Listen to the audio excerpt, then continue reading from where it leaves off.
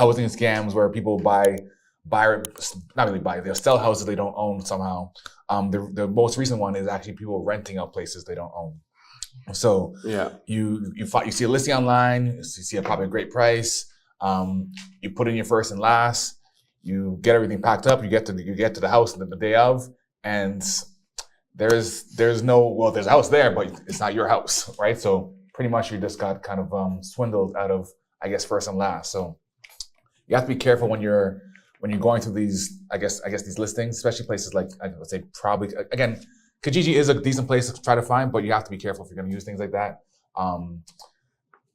A lot of these companies they're using like some names, like there's one of the names is GTA Rentals in Toronto, Smart Rental Property Management Inc. in Sudbury.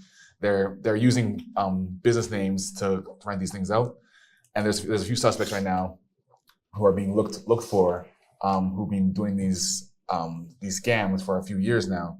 So you got to be careful out there when you're looking to rent a place, right? Again, we all need somewhere to live, and people are taking advantage of, I guess, the scarcity of places and the high price of prices. So if something looks too good to be true, maybe take a look at it, but you want to do your due diligence, right? Because you don't want to end up bags packed, family in tow, and you have nowhere to live, right? So do your best to stay away from that. Again, you can go to a real estate professional, and you'd be safer in that perspective because you have people checking out what's going on for you. So I guess long story short, just be careful out there. I know prices are high, but you gotta take your time and do your due diligence before you move somewhere. Yeah, I have a question. Go ahead. No, go ahead. It's your forget. Who rents a place without going and seeing it, without meeting a landlord, giving money online, like? Because obviously they didn't get to see this house. Like, go there. That was my question, but maybe did.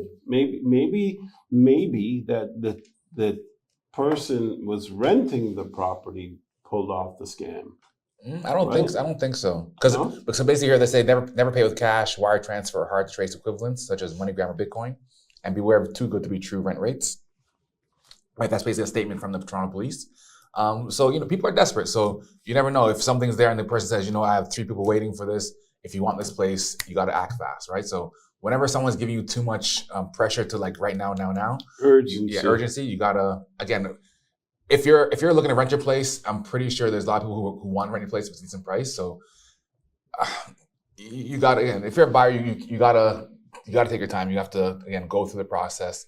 And just make sure, like, you gotta make sure, again, if you're not seeing the place before you rent it, you gotta take a look at the place you're gonna rent, because you can have the best pictures in the world, and I can also go online and get these best pictures in the world and show that this is my place, right? All you have to do is go on any real estate website to get pictures. So you really, again, gotta do your due diligence. And even though it's hard right now and there might be not that much supply, you still gotta get out there and make sure you're seeing these places, make sure there's a contract signed. And make sure you're actually meeting the person. You have to take your time. Yeah, and actually, I read an article this week where a 27-year-old was arrested in Oshawa, and he scammed people out of $50,000 with apparently he had rentals in London, Ontario, which never existed.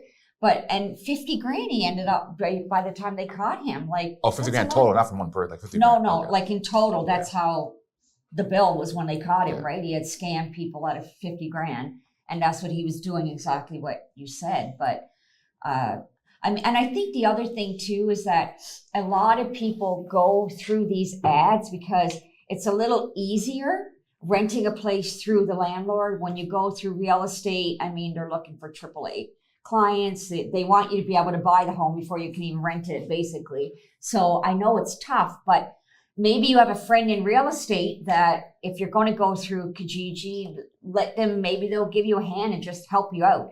Go through it so you know that you've got some kind of protection.